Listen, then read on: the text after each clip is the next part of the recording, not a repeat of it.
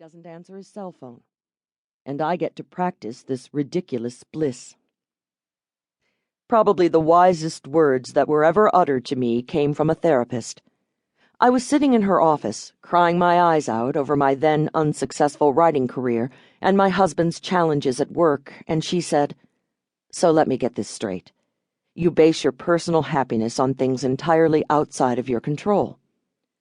"Yeah, I guess, if you put it that way," I agreed. "I'm not writing novels not to see them published. 14 of them, to be exact, spanning over half my life. I'm not raising kids, 2 of them, a girl, 12, and a boy, 8, pouring my entire heart into every fiber of their beings not to make sure they're healthy and happy and have the right size shoes and find a life that they love.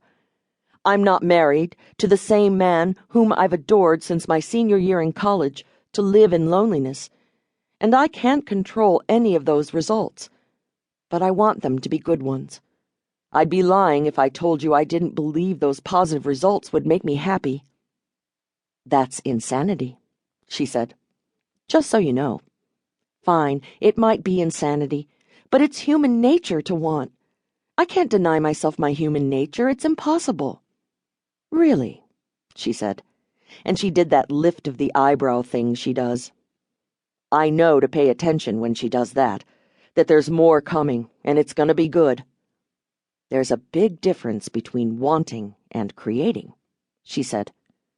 "Do you want to stop feeling anxious and depressed and scared and angry?" "Of course. That's why I'm here in this office.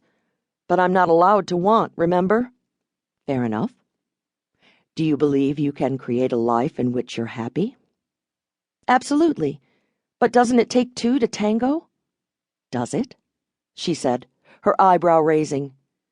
Then she saw my pain and filled it in for me. I love her for this quality. "It's when you stop wanting things outside of your control that you'll be happy." Easy for her to say, sitting there on her mauve couch with her manicure and her neat scarf and her presumably more miserable than she clientele. How can a person not want? You are born. You want to live. You get married. You want to build a life with your spouse. You have kids. You want them to live even though it seems at first like they're doing their best to try to off themselves.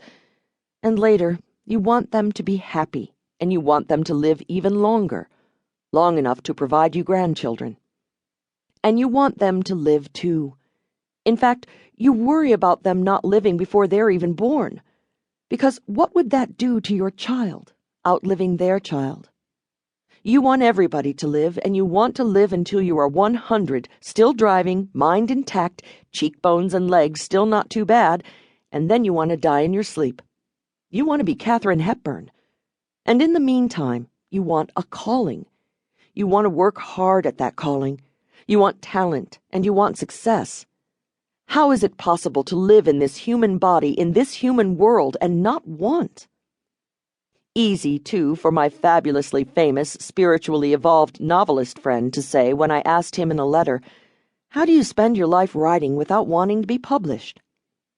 He responded with a phone call. That's when I know it's important news and that I should widen my third eye.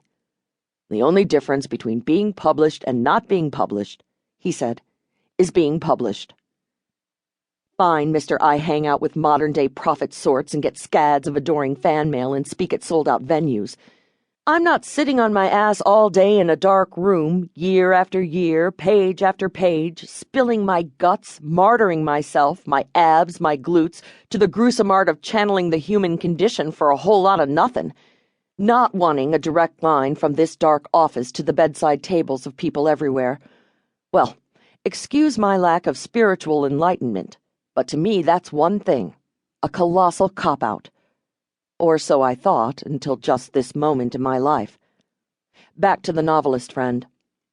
I retorted with, "The thing is, I'm good. I've been working at this craft for years and years, and I can honestly say with confidence that I'm good. And it's not just me. Editors at major publishing houses love my work. My agent's never seen such positive rejection letters. But I don't have a platform, they call it. I'm a no-name from Montana. You just need to keep writing."